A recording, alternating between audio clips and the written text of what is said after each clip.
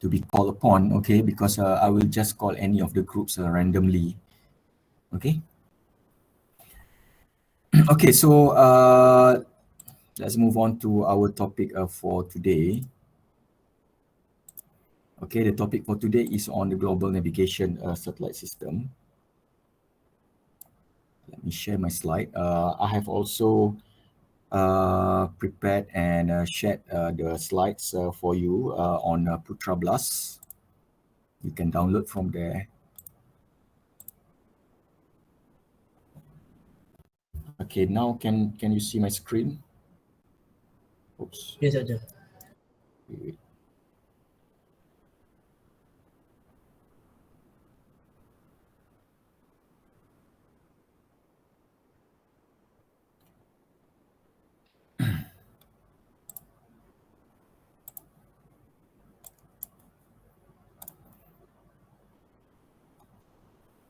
Okay, so this is the topic for today, Gnss S, or the Global Navigation Satellite System. Okay, so before you do your final practical assignment, okay, I think this is quite important for me to explain, okay, the principles behind GPS or GNSS. Okay, so I think everyone is already very familiar with GPS or GNSS up to this point, okay, but maybe there are certain technicalities that might be useful for you to understand, okay, in order to use the system more effectively, especially for more scientific and engineering applications. Okay, so this is the outline of the topics that we will be discussing. Okay, firstly, we're going to talk about some introduction to GNSS, okay, and what are the measurement techniques that can be done with GNSS, what is the coordinate system that is being used by GNSS for mapping purposes, what are some of the applications that we can think about, or how we can apply GNSS, okay, in our daily lives, okay, and how GNSS, GPS, and also, GNSS, GIS, and remote sensing can be used in tandem, okay, together for lots of applications. And we are going to talk about what are the systems under the umbrella of GNSS, or the Global Navigation Satellite Systems. Okay, previously there is only one GNSS that was GPS at that time. Okay, GPS was basically the first GNSS. Okay, but nowadays up to what we have today, we have quite a variety of other GNSS systems that are available, not just GPS alone. Okay. Maybe some of you already know what are some of the examples of satellite-based positioning system other than GPS. Anybody? Maybe you are aware of other systems as an alternative to GPS that we normally come across. Any of you got any ideas what are the other things or the other systems that also can be used to locate our position from space other than GPS? Anyone would like to, to try?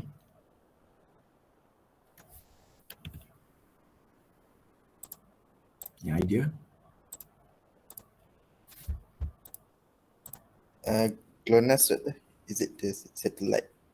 Okay, very good, Harith. Okay, GLONASS is, one of the satellite-based systems that also can, can deliver positioning information just like GPS. Okay, it's a Russian-based system. Other than that, anybody got any idea? What else?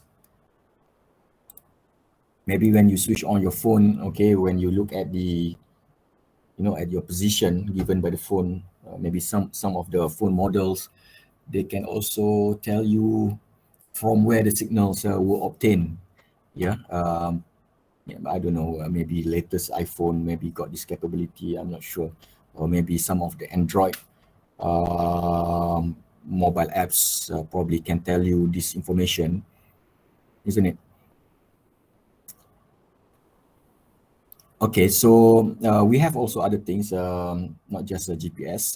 That's what we are going to have a look later on. Okay, and some of the case studies that we can discuss.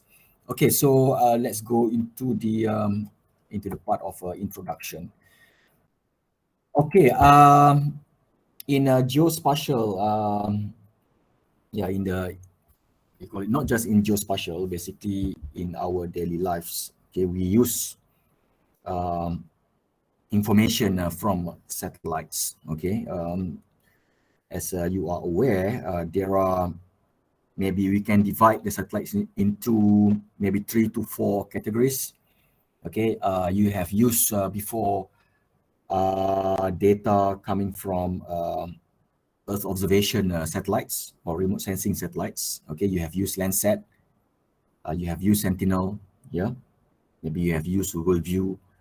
Okay, that is a category. That is one category of satellite systems that belongs to Earth observation kind of category. Second category can be communication satellites. Okay, those satellites that you use for, for getting, signals. Okay, that can be used for transmitting communication signals. Okay, for your mobile devices. Okay, for satellite-based telephones. Also maybe for live telecast. Okay, so we use communications satellites in this case to relay signals or images or videos, live streaming, okay, from other parts of the world to where you are, okay, where you are able to watch live maybe football matches and so on through all these communication satellites. Another satellite that is another system that is also crucial is the navigation and positioning satellite systems. Okay, so this is where all the GPS, Gnss, the GPS, the GLONASS, Galileo, and so on belong to. Okay, and another category can be the spy satellites. Okay, that we as the civilians don't have access. Okay, to information gathered by the spy satellites. So these are the roughly 3 to 4 categories of satellites, okay, that are hovering above us, okay, in space at the moment. So if you look at the number of the satellites, that we have at the moment, we have thousands of satellites in space, okay. As of October 2020, we have around 6,000 satellites in space. Okay, should be more by now because almost every day there are new satellites being launched for a variety of applications, okay, and purposes. But before you launch any satellites, you have to register the orbit. Okay, there is a universal satellite governing body. Okay, that will control the orbit and the location of the satellites to ensure that the satellites will not collide. Okay, in space. Otherwise, it will be a big problem if the satellites collide. Okay, in space.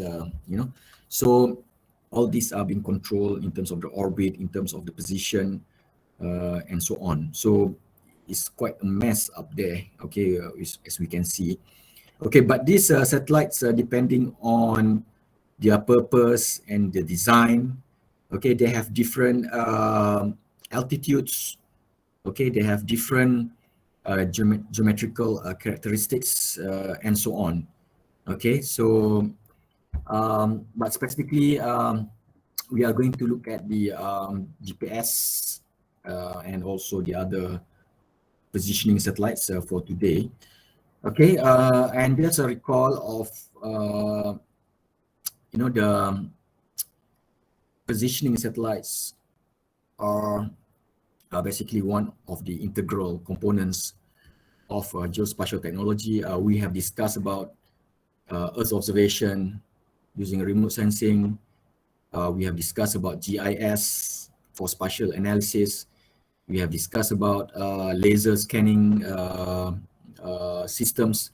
Okay, and the fourth core in geospatial is the Gnss S and also positioning kind of capabilities. Okay, the Gnss S or any sort of positioning satellites are used to ensure that your locations will have coordinates. Okay, so the coordinates are very important. Okay, for your positioning purposes. Okay, because without coordinates, it is very difficult for us to map our position and location. Okay, so without the coordinate, it's going to be very difficult for us to do measurements, okay, in terms of the distance, bearing, and so on, and also to know where you are and to, to standardize the different data that we have for our geospatial projects. Okay, so coordinates are very important, and these coordinates are supplied, okay, by the satellites basically. Even though, of course, if you don't use satellites, you still can use the traditional survey techniques in order to fix your position, okay, using theodolites or total stations. But if you have a GPS, GNSS receivers, okay, your task, okay, to position yourself will be much more easier to be done. Okay, so that's the point, okay, of having GNSS. Okay, so as an introduction, just a little bit of history of GNSS. Okay, GNSS started with GPS. Basically, GPS was the original GNSS, okay, or the first or the pioneering positioning system from satellite. And I think you know that GPS was initially developed for the usage of US military.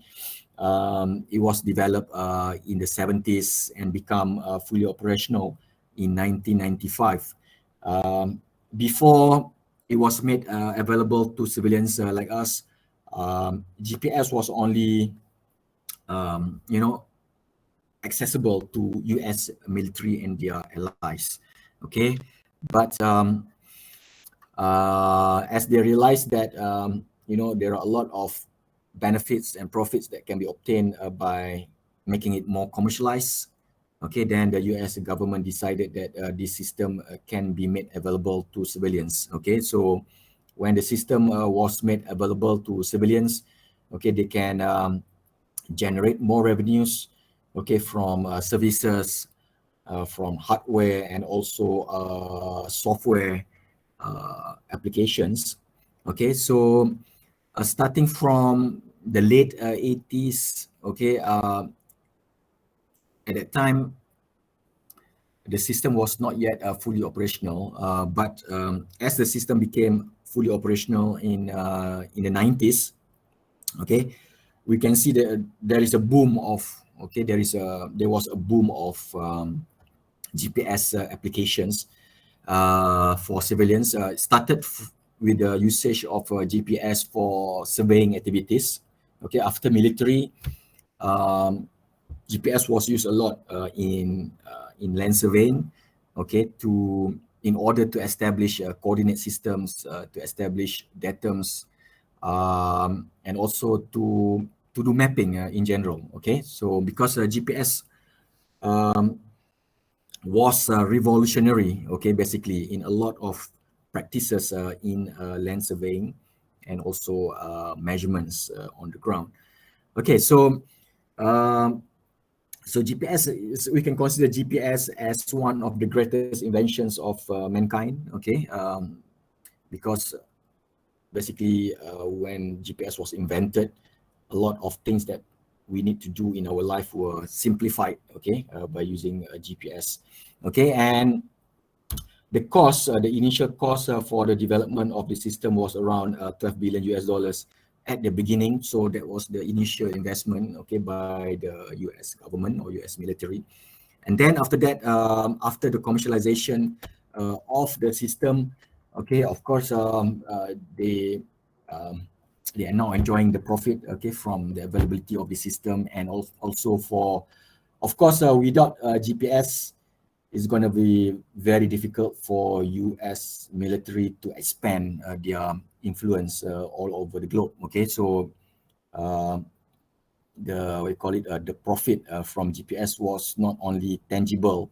Okay, it's not only like based on the monetary profits, but also other types of profits. Okay, in terms of influence, in terms of dominance, in terms of tactical, we call it superiority. Okay, and so on. Okay, that was being enabled by the, by the presence of this particular technology. So it is beyond just the monetary values that they profit from the system. Okay, so all these are basically the designers, the engineers, okay, the pioneers of the GPS system. GPS was developed from the 70s and so on. So we can see all these the engineers, the designers of GPS now are already maybe in their 80s or something. Okay, so these are all the people that really significant in terms of the development of this particular technology. Okay, so now other than GPS, okay, when other countries realize that satellite-based positioning systems are crucial, okay, this is a crucial system that should be, yeah, I mean, basically it's compulsory to have nowadays. There is no choice. If you want to have a strong military capability, you should have something like GPS to accompany your, your military, okay? And also for nation development, for environmental investigation, and so on, GPS is no longer a choice. It is a must, okay? All right, so because of the importance of this kind of system, other countries realize that they cannot just rely on the system provided by the US. Okay, they cannot rely only from the services that are provided by GPS, because GPS is totally controlled by the US government or the US military, and the US. Even though we can use GPS without any charges, you don't have to subscribe in order to use GPS, even for commercial and professional requirements or applications. You don't have to pay anything.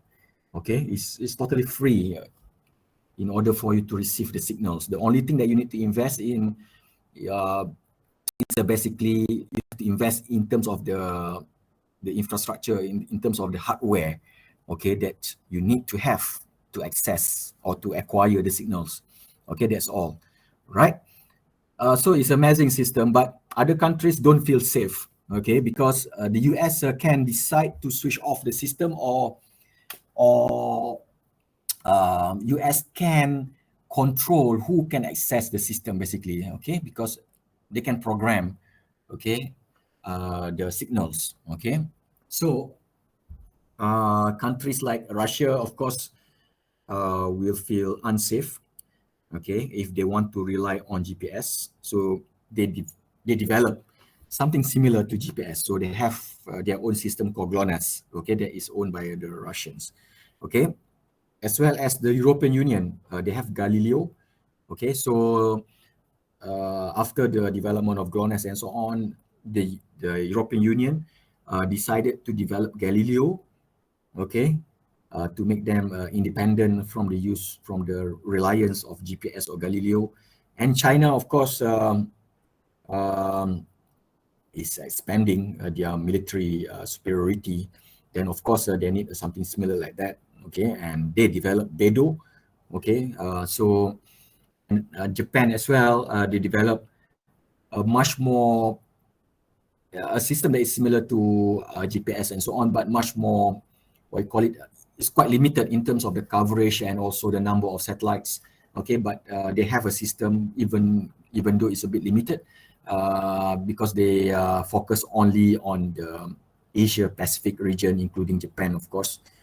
So they have a system called Gnss. Okay, India also, they have their own regional positioning system. All right. So these are some of the systems that are under the umbrella of GNSS. Okay, so as I mentioned, GPS was developed by the US Department of Defense, DoD. Okay, and there are two types of services. Okay, that are available under GPS. The first one is called the Standard Positioning Service, or the SPS. This is where the civilians this is where we assess, okay, these GPS signals through the SPS services. Okay, so there are certain characteristics under the SPS. There are of course certain limitations in terms of the accuracy and the quality of the signals that we are getting. On the other hand, the US military and anybody that they allow to have access to, okay, they can have a more specialized system called the PPS, or the Precise Positioning Service, or the PPS.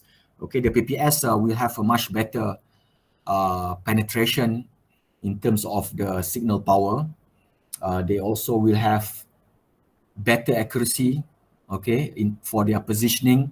So the PPS is the system employed, okay, by the US military for their asset guidance, for, let's say, for example, for missile guidance and so on. They will not be using SPS, okay, because SPS was only for civilians. SPS also got significant amount of error compared to PPS. Okay, so PPS will have the millimeter level of accuracy or sub-millimeter level of accuracy that they use for precise bombing or precise target location and so on. Okay, so we don't have access to the PPS. Okay, but we can access the SPS as, you know, as a non-US military users. Okay, and also before the year 2000, okay, the SPS was even worse than what we are getting now. Okay, with the use of GPS now, you can still got very good, quite relatively good quality, we can say, because your accuracy is still within, like, you can go up to 1 meter accuracy, maybe sometimes 10 meter, 20 meter, depending on the environment that you are doing the measurement. But if you have used GPS before the year 2000, okay, the amount of error in your GPS measurement was even worse. Okay, it is because the US government implemented an intentional degradation of the accuracy, which is known as the selective availability, or the SA. Okay, so SA was the intentional degradation of the accuracy implemented by the US government before May 2000, in which if you use GPS before 2000, your error was around 25 to 100 meters, which is pretty bad. Okay, very, very bad. Okay, so that's why, for example, you know, nowadays, if you order your food through Foodpanda or Grab, okay, they can precisely locate where is your house and so on, because the accuracy that you have at the moment is about 1 meter, 5 meter, which is very good. Okay, for this kind of applications, it is sufficient. Okay, but just imagine if you have Foodpanda service before the year 2000 and the error is 25, 100 meters, then definitely most of the time the food, okay, will fail to be delivered, okay, to your position, or to your location, isn't it? okay, because the error is too huge. Okay, so luckily the US government decided to remove this intentional degradation in May 2000 during that time Clinton was the president, and he said that it's better to remove this SA so that more civilians and environmental applications can benefit, okay, from GPS. Yeah, so this is a very significant move by US government that, you know, basically make the applications, okay, basically we can find that there are more applications that can be developed, okay, after the removal of this selective availability. Okay, so you have any questions so far? Any of you have got any bad experience from the usage of GPS, or maybe from the navigation systems that you use? Maybe from the use of Waze or from Google Maps, or you have any, you know, any bad experience in the use of GPS? Being reroute the route for many times. Oh, okay. So during, for what application? Navigation. Yes, navigation. What was the reason of the rerouting? Is it a poor signal or what? I think due to the poor signal. Okay. You use your handphone or you use like what? Is it you're using Waze or what? Yes, West. Okay, okay. Rerouting, yeah, it is possible. Sometimes due to blockage, yeah, it depends on where you are driving at that time. Maybe sometimes if you are driving in an urban area with lots of tall buildings, for example, all these buildings and so on can block, okay, you call the signals from the satellites, and if you lost the lock, okay, to the satellites, then your positions can be compromised. So probably this is the reason why you experience this kind of intermittent failures, okay, with the Waze. It is possible. Okay, last time when I was driving in quite a forested area, you know, I wanted to go to somewhere, also experienced the loss of signals, maybe because of the heavy canopy of the, you know, of the trees and so on. Okay, that of course can block the signals. Yeah, that can happen, of course. These are the things that we have to consider when we use GPS or GNSS, because these signals cannot will have certain limitations in terms of the penetration level. Okay, we don't know the PPS that is being used by the military. Maybe they have better penetration. Okay, because they design special signals to be used by the US military. I believe that the penetration will be better, but compared to what we have as civilians, of course, the level of the penetrations, okay, will be weaker compared to the PPS. Okay, and the existence of a blockage and so on will of course affect your positioning capabilities. Okay, by using GPS. Okay. Okay, that's a very good experience. What else?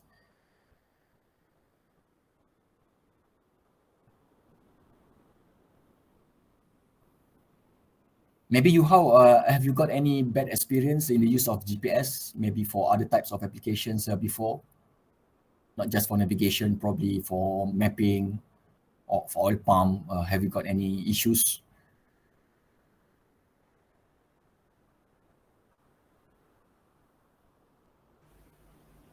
Okay, in terms of the GPS locations that apply in the remote sensing image, last time I used the hyperspectral image that acquired from the base spec UAV, but it really didn't have the coordinate GPS. But I try to image registrations, still cannot get the exact one. So yeah, so this is one of the challenges that I Okay. face. Yeah, so I think for for mapping applications like the usage of GPS for UAV is very important, okay, because if the UAV with hyperspectral camera, whatever camera that you carry on board, okay, you have to make sure that the GPS is working synchronously, okay, with the imaging device. Yeah, I mean, otherwise you might be acquiring your images if you don't check, okay, the synchronization between the imaging device and also the GPS or Gnss receiver.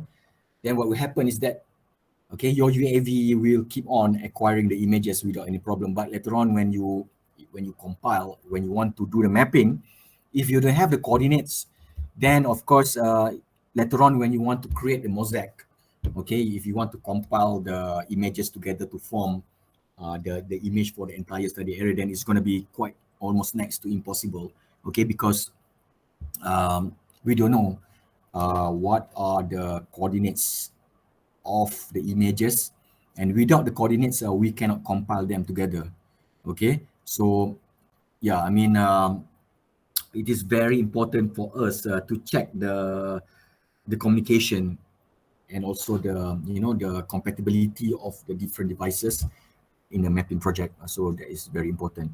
I think this is the problem that you got last time from the hyperspectral image acquisition, right, Yuhao? Yeah. Yeah.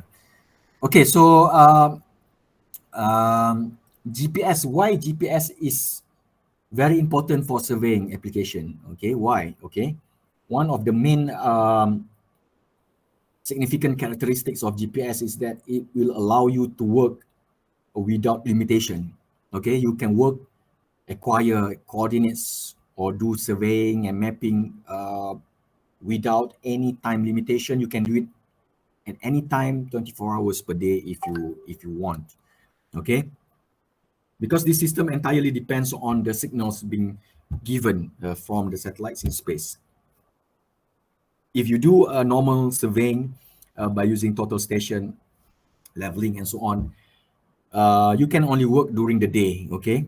Nobody will be working at night, okay? Because you cannot even see your targets or the prisms, okay? But with the GPS, the system can be you can make the system to work for you continuously without stopping, okay? So it can work in all weather conditions, 24 hours per day, as long as you got the signals, as long as the US decided not to switch off, okay, the system.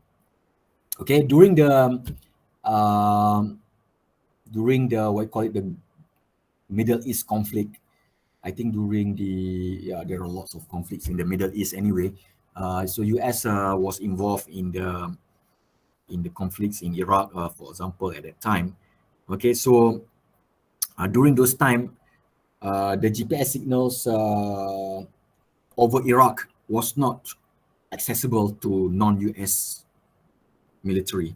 Okay, so they can basically program, okay, the signals to only be accessible to whoever they like. Okay, so this is the thing. Okay, so what are the principles, okay, for your positioning? Okay, this is quite similar to what you have done before in geomatics, where you establish the control points. Remember, you establish the control points on the ground before you start your mapping project. Okay, let's say for example you use traverse. Remember traverse? Okay, in traversing, you establish your control points, okay, or the non-control points in the study area. Okay, and these control points will have the fixed coordinates because you establish them as the control or as the reference. Okay, so similarly, GPS is using the same principle to fix your position. Okay, so the satellites are there before they were being launched into orbit. The designers will basically design where will be their orbits, okay, and their positions in the orbits, okay, are already being calculated, okay, and they will have their coordinates in space. Okay, so basically the GPS or the GNSS satellites up there are fixed points. Okay, they are we can say that at one particular point in time, they are also act as the control points. Okay, so when you did a measurements to the satellites, okay, the satellites will have its own coordinate systems or its own value of the coordinates in space. Okay, when you observe to the satellites, okay, from your receiver will be calculating the bearing and also the distance, okay, to the satellites. So once you have got the information about your coordinates in space, and then when you have the bearing, the distance, you can calculate what is your position on the ground. Okay, so this is the same principle that you can imagine, similar to what you have done during your ground-based surveying exercise before. All right, so they are using still the same kind of principle. Okay, the satellites are nothing but just fixed coordinate system in space, as you can say. Okay, when you do a normal traditional survey on the surface of the Earth, you have the control points on the surface of the Earth. Okay, but the satellites now are basically the control points in space. Okay, they are the control points in space, and they are active control points because they give you signals. Okay, they give you signals, and then from the signals, we can calculate the bearing and also the distance. Okay. Okay, so in order for you to fix your position, okay, you have to make sure that you will get signals to at least 3 satellites at one time. That is the minimum. Okay, if you have the minimum of 3 satellites, you will be able to establish firstly your X and Y, or latitude and longitude.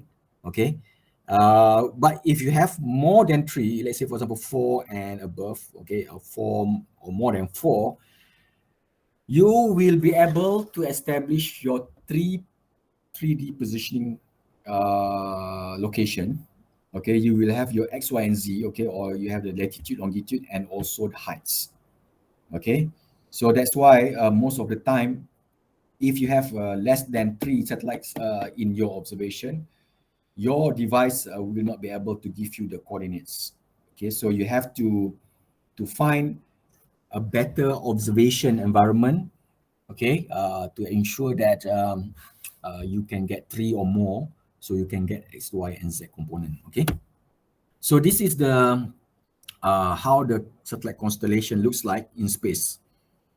At the moment, we have more than 30 satellites, even though the minimum number of satellites that will be needed is 24 as a minimum. Okay, but normally they will have more than 24 because beyond 24, these satellites will be used as pairs. Okay, they will be used as pairs because some satellites can also malfunction. Okay, they can also be subjected to certain errors and so on because they are just a mechanical device, basically, right? So you can imagine that if there is a failure of one particular satellite, then the satellites that are acting as the spares, okay, can supplement the temporary malfunctioning of any of the satellites. Okay, so at the moment we have 30 plus number of satellites with 20,200 kilometers of altitudes from the surface of the Earth. So it is located very high up. Okay, for the Earth observation satellite, Landsat or Sentinel, they are more closer to the surface. They are around maybe 500 to less than 1,000 kilometers in terms of the altitudes, because these satellites are being used for imaging, so they need to be closer to the surface. But for GPS satellites, we can place them at higher altitudes.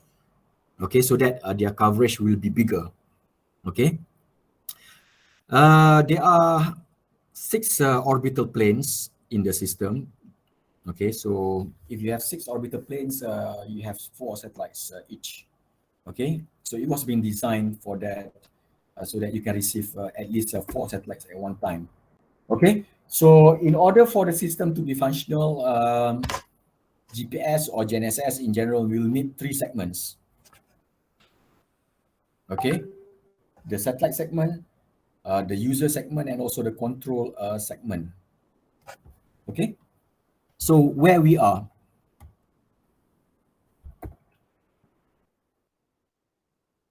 Okay, where we are in the GPS segments.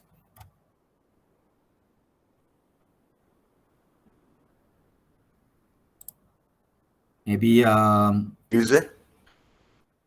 yeah, we are the user. Okay, so we are the user.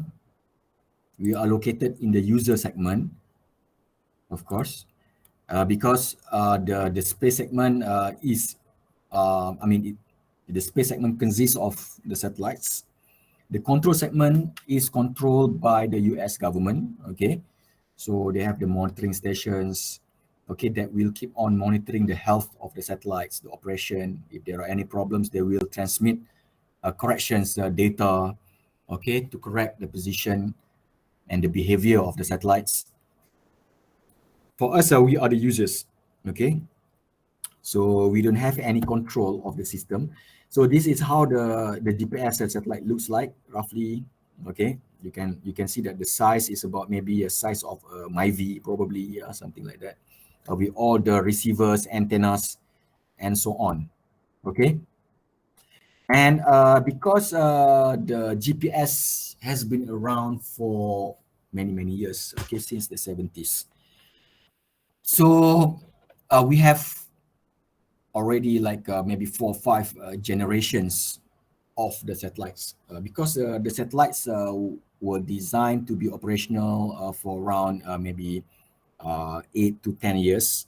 Okay, so one, it is beyond that particular lifespan, it needs to be replaced from time to time. So the maintenance of the system is very important.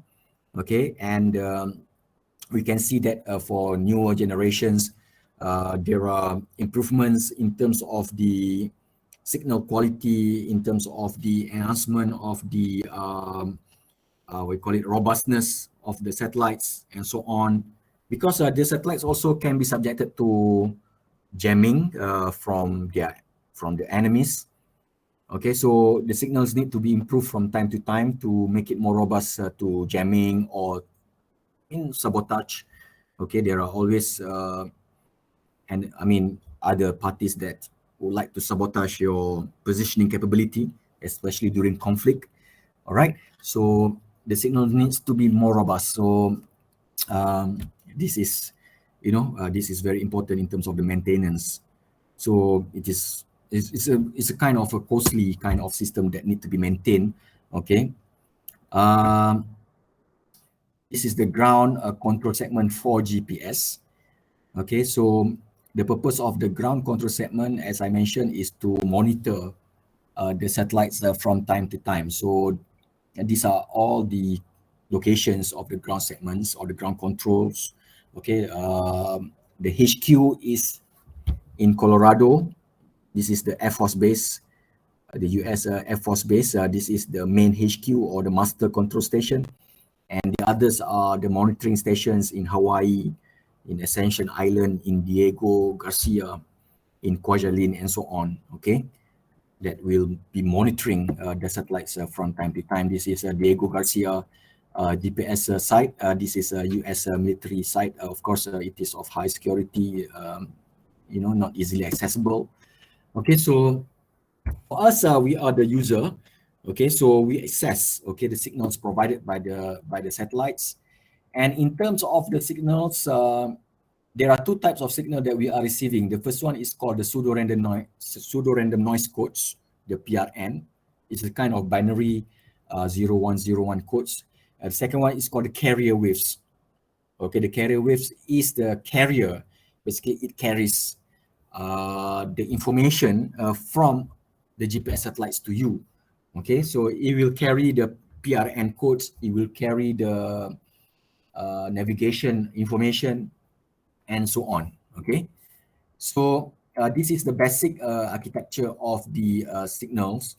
Okay, at the very minimum, the satellites will have the L1 and also the L2. Okay, this is the very basic design. Okay, for the GPS satellite. So L1 and also L2. So if you are using a single receiver, you only access L1. If you are using a dual frequency receiver, you will get L1 and L2.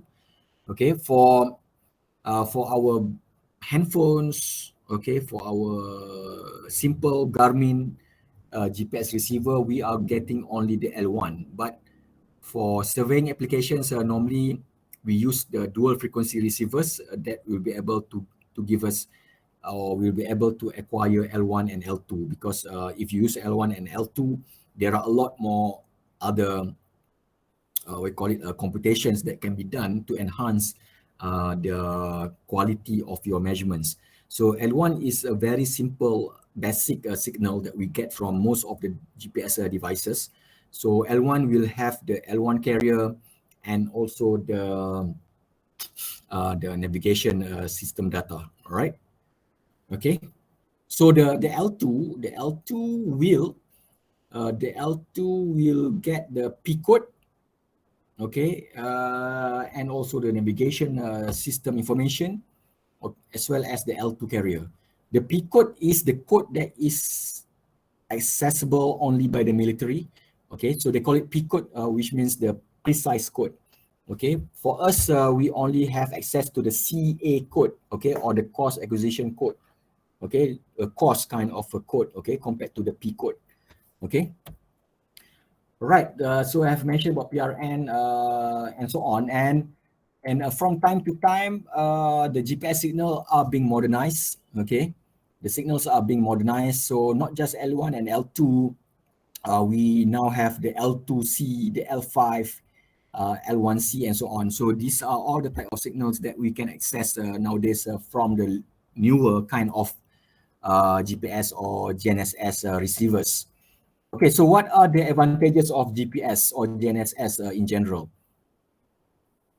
Okay, the first thing is that there is no need for intervisibility between points anymore. Okay, when you do a survey, when you do your survey last time, you have to make sure that from the observer to the person that is holding the prism, you need to have you have to maintain the visibility, right?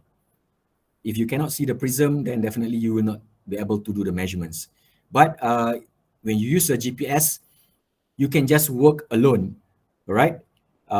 As long as you get the signal from the satellites, you can obtain the coordinates. And from the coordinates, you can plot the X, Y, and Z, okay? No problem. Okay, so you can do the mapping at any time of the day and night in any weather conditions without restrictions, okay? Not like the normal survey. You can only work during the day. You can work during heavy storm or during what you call it, very hot weather conditions. Okay, but GPS, if you have your GPS receiver, you can place your GPS receiver on certain static locations on the ground, and measurements can be done continuously, especially for monitoring applications, like for monitoring infrastructures like bridges, dam, and so on. Normally, we will establish permanent GPS observation points on the ground and just leave you can just leave the equipment on these points. Okay, as part of the IoT system, okay, these things will be done continuously. All the measurements will be carried out continuously without restrictions. Okay, the results also very high.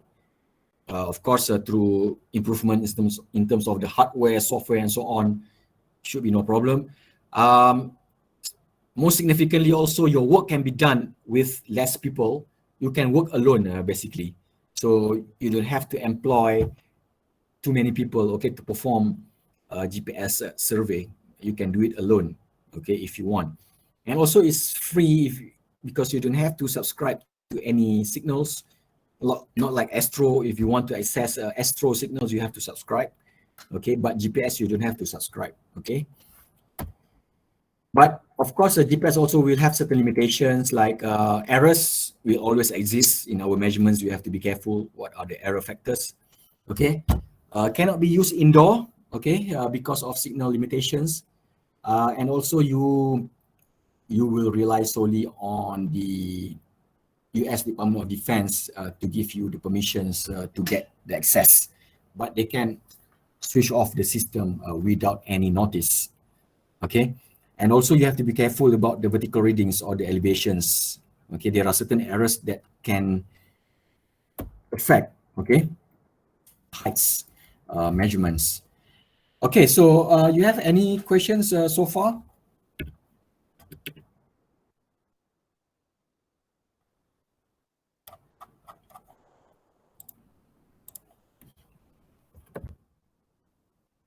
You guys are still here? Yes, Doctor. Yes, Doctor. I think no question, Doctor. Okay, very good. Okay, let's take a break for like 5 minutes. Okay, when we come back, we will discuss about a few more things about this GNSS. Okay, so let's have a break. We'll come back about 10:35. Okay. All right, Doctor. Thank you, Doctor.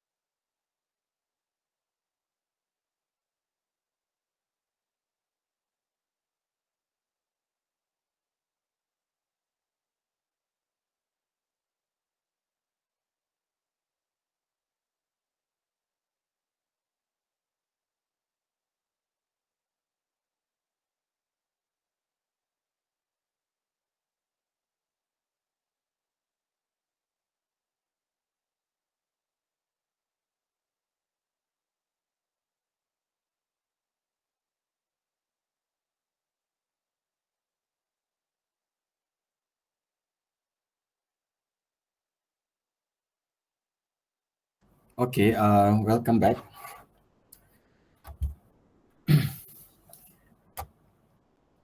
Okay, just to remind, please register for the webinar that I have shared with you, okay, in the WhatsApp. Okay, so it's a very interesting webinar on how radar images are being used, okay, in this particular webinar. Okay, they are going to discuss about how remote sensing from radar, okay, can be used to, okay, it can be used for infrastructure monitoring, okay. All right, so please register, okay, for this particular webinar.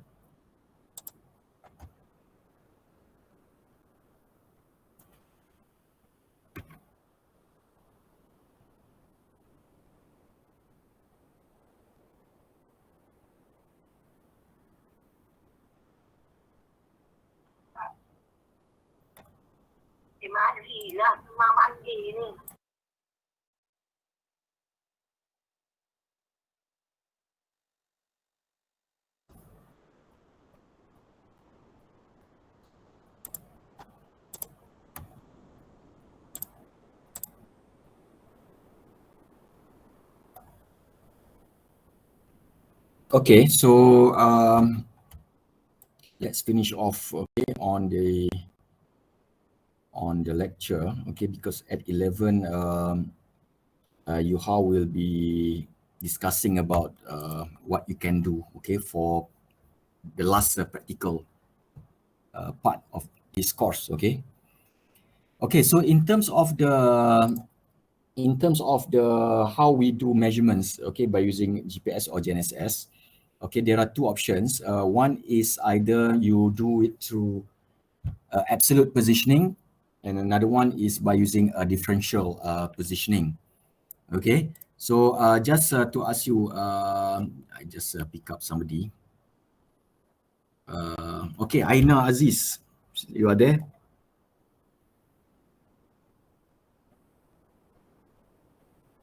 So saya tak pasti sama ada you guys are still here or not. So I just pick up anyone, okay, to make sure that you are still in the class. Okay, Aina Aziz, are you there?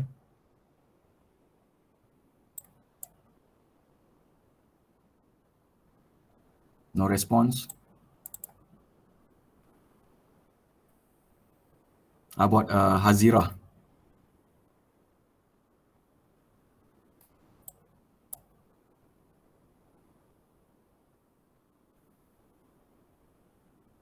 Hazira, are you there?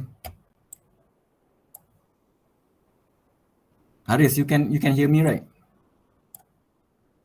Yes, Doctor, I can hear you. Yeah, so I was calling Aina and Hazira, no response. I don't know where the students are. Siapa lagi saya boleh panggilnya? Tidak boring juga kan? Saya seorang yang cakap ni.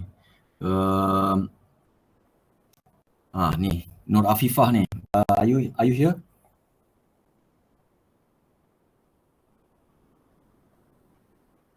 Afifah, are you here?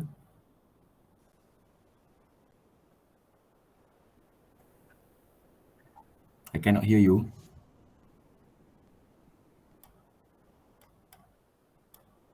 Mana student ni pergi ni? Saya bagi quiz ni sekarang.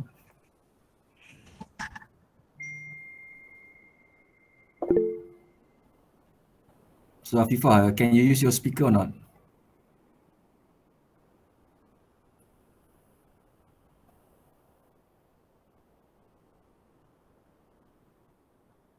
Okay. How about siapa ni? Hanis Natasha, you are here?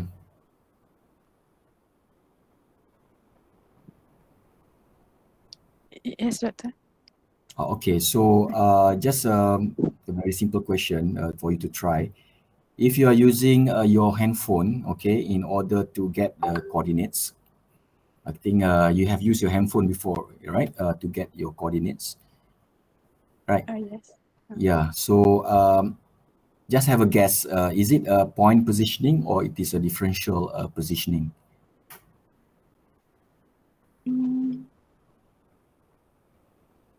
I think it's a point positioning.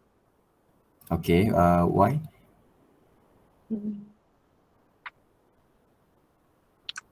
Because it's point at one location only, I think.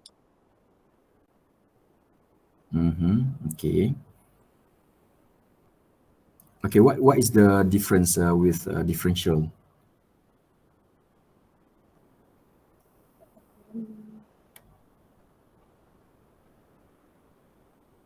Any idea? I have no idea. Okay, no problem. All right. Anyway, thanks for giving it a try.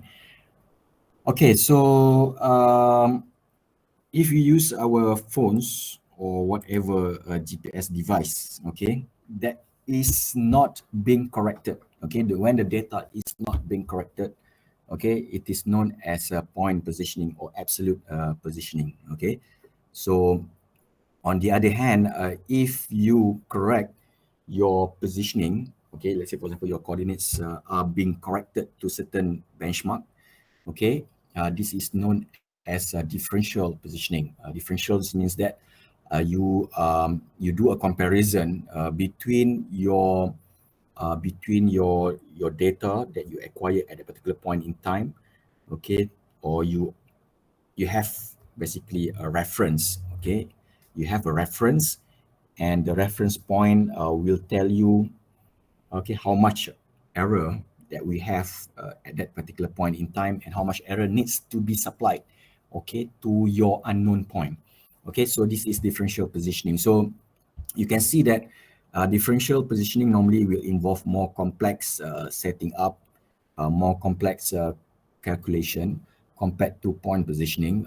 In point positioning, you don't have to do anything, basically just switch on your receiver, use your handphone, for example, as a very simple GPS device and get the coordinates. Okay, but your coordinates is not being corrected. Okay, it's not being corrected, means that whatever you get, okay, that's it. Okay, so if there is an error, then there is an error. So this kind of positioning will not be so suitable for precise kind of applications. Okay, but for navigation, for recreation, is fine. Okay, so point positioning will need only one receiver. Okay, and it will use the binary pseudo range. Okay, instead of the carrier phase. Okay, to perform your calculations, and it will give you instant position, but with low accuracy. So the accuracy can be ranging from maybe 5 meter to 25 meters. Okay, for food delivery, this is fine. Okay, for navigation, this is fine. Okay, but not for more precise engineering or scientific applications. Okay, on the other hand, we have what is known as the differential GPS or Gnss, where you need to have by principle two receivers. Okay, so you have one rover and one base. Okay, and the base will be used to, your base will have the known coordinates. Okay, the base will be a fixed point or a control point with a known coordinates. Okay, and during the observation, the known coordinates, okay, will be compared, okay, to the what you call it, to the coordinates during the observation, and the error will be known. So the error at the base, okay, will be known, okay, by this particular comparison, and the error at the base will be used to correct for the error at the rover. So normally when we do our measurements, we have a base and a rover. The rover is the unknown, base is the known. Okay, so yeah, like this. Okay, you have a base. Okay, another one is a rover or a mobile unit. Okay, so for example, a base is a fixed position on the ground. Okay, and it will supply the corrections to the mobile unit. Okay, in order to get the corrected position. Okay, so they will be observing the same set of satellites at one particular point in time.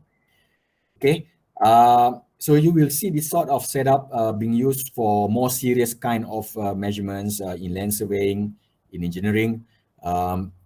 They are not using just a simple GPS device.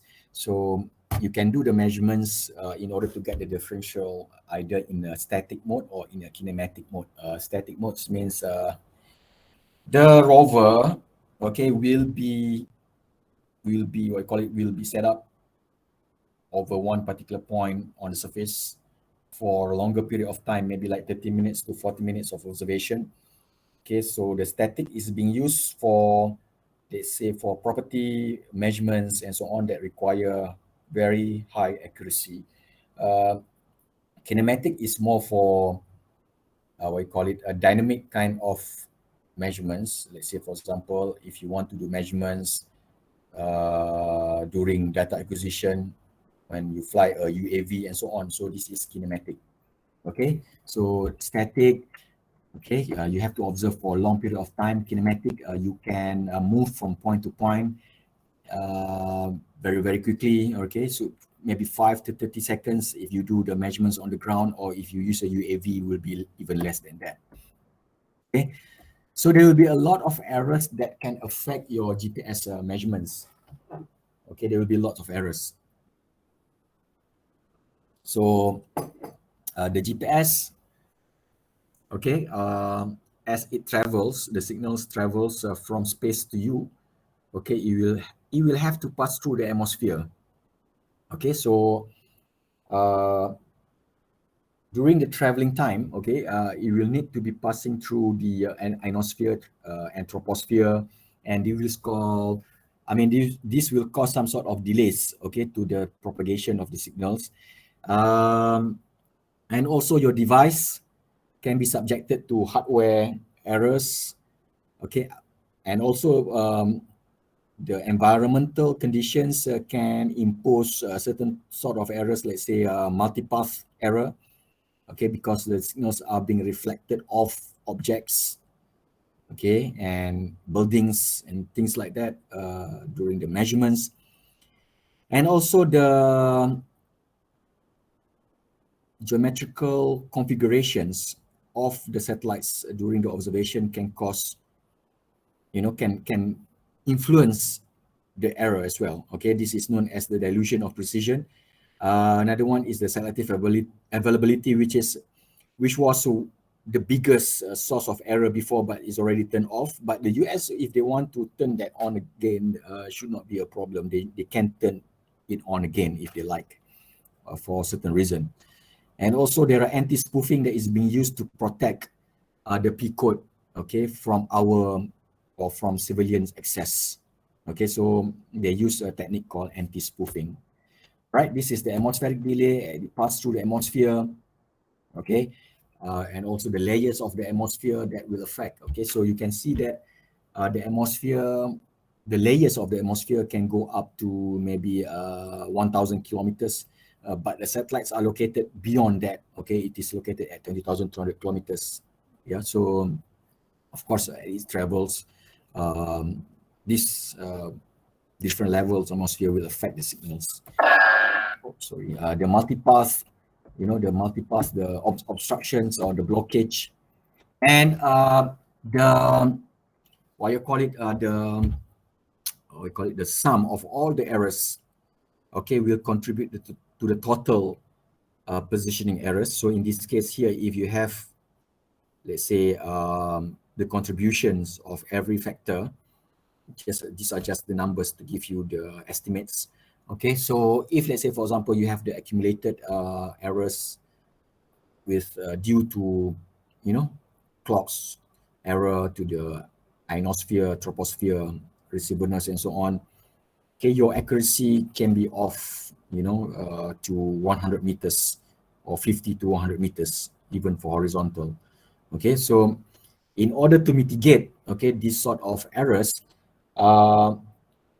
we have what is known as the differential technique, okay, in order to eliminate most of the error factors. So you can see that as a comparison between differential and standard GPS, there is a significant improvement in terms of the accuracy if you use differential GPS technique. So differential GPS or DGPS or DGNSS is something that is next to compulsory, okay, basically, if you want to have high level of accuracy from your GPS or GNSS, we call it navigation. Okay, so another thing is that you can have your measurements either post-process or in real time, okay? So if you have, if you want to have higher accuracy, you will do post-processing because we can check the data after we did the measurement, okay, and then we can switch on or switch off factors that are contributing to most of the errors. So this will allow us to do some sort of cleaning of the data, so your accuracy can be better. But real time, if you want to do the measurements, if you want to get the coordinates in real time, you will not be able to do the processing because the measurements are on the spot, okay? But for the time, if you want the data to be quickly delivered to you, of course, we will be using real time. But for cost reduction, we will use post-processing, okay? Because you will reduce the need for, let's say, for example, the need for radio connection between the base and also the rover, okay? You need to have a radio connections, or you need to have the internet connections or telco connections if you want to have the data to be delivered to you in real time, okay? So costs can be reduced, okay, if you use post-processing. Okay, so we have different types of receivers, handheld, GIS, geodetic, and so on, that will have varying level of accuracy. So it depends on what you need to do or what kind of applications you are working on. Okay, you have to check which device will be suitable. Okay, coordinate systems, GPS is using WGS84 as its default. Okay, as its default coordinate system, World Geodetic System 1984. Okay, because the system was designed for global usage, so it is using World Geodetic System 1984. But if you want to, let's say, for example, use it for transformation, okay, sometimes when we do a mapping in Malaysia, we need to match, okay, the coordinates with existing coordinates. Okay, let's say, for example, when you develop a GIS database, the first thing that you need to do before you develop the GIS database is to decide on what is the coordinate system that you want to adopt. Okay, either you want to use WGS84 or you want to use a local system. So if you want to use a local system, you have to convert from WGS84 to local system. Okay, so in GIS, this can be done quite easily, okay, in terms of the conversion. Okay, you can easily convert your WGS84 to local system. And for the heights, okay, for the heights, as I mentioned to you, you have to be careful with the heights given by GPS. There will be certain errors because the heights given by the GPS is quite weak, okay, because of the, because of the assumptions that they use in GPS. For example, in GPS, they assume that the Earth is just an ellipsoid without taking into account the variations of the topography. Okay, so if you want to convert your heights from GPS, you have to take into consideration the local joidal undulation. Okay, so this is something that is probably beyond the thing that we need to discuss in class at the moment. But normally what we will do is that we will purchase the joint model from Department of Survey and Mapping, and we can use the joint model to correct our ellipsoidal heights from GPS. Okay, so this is how we convert or do the corrections to the height component. Okay, so understanding and standardization of the coordinate system is very important because if, let's say, for example, when you develop a GIS database, your GIS database could have many layers. You might have building layers, you might have water bodies layers and so on. Okay, so standard coordinate systems is very important so that you ensure that the different layers can be matched later on. Okay.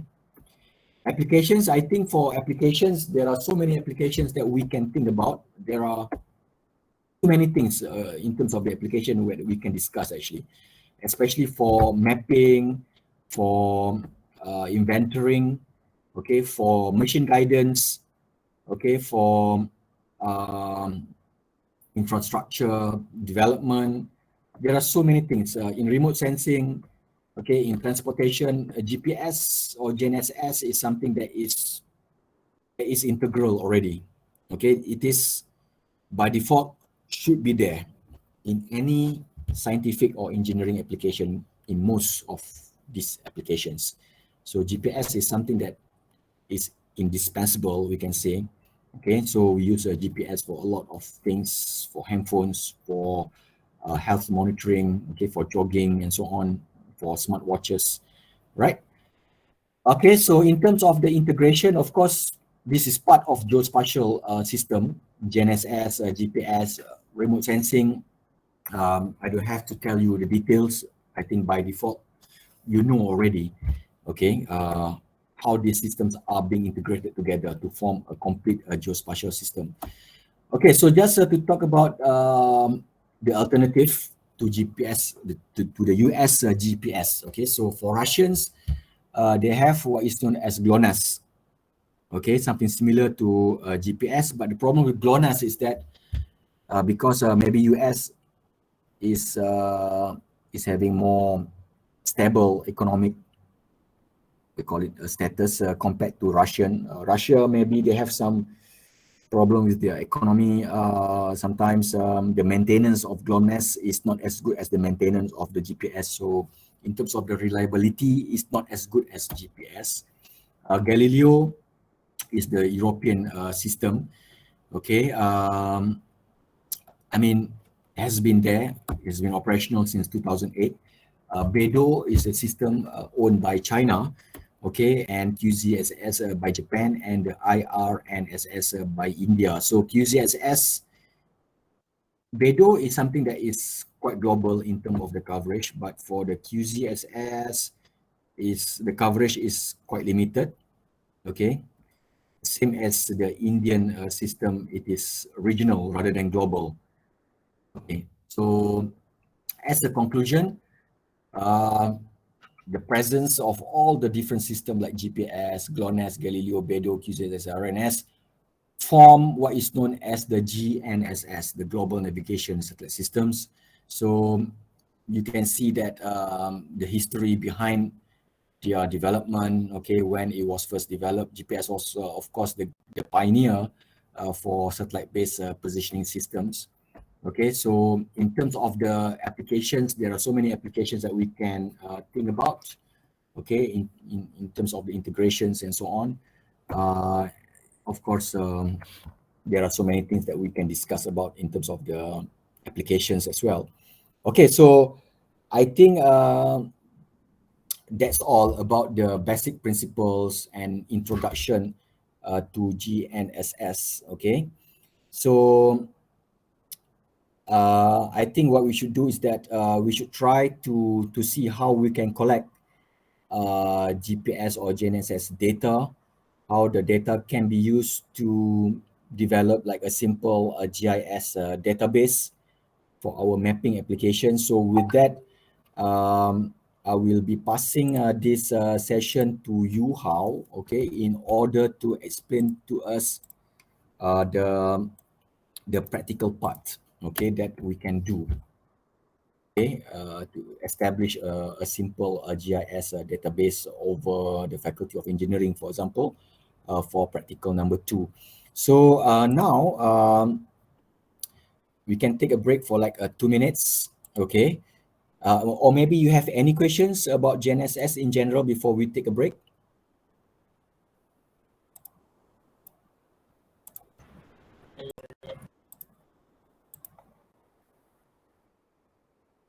Okay, so if you have no questions, take a break for 2 minutes. And after 2-3 minutes, Yuhao can continue with the practical part. Okay, Yuhao? Yeah, doctor. Okay, so take a minute, take a break for like 2-3 minutes. All right.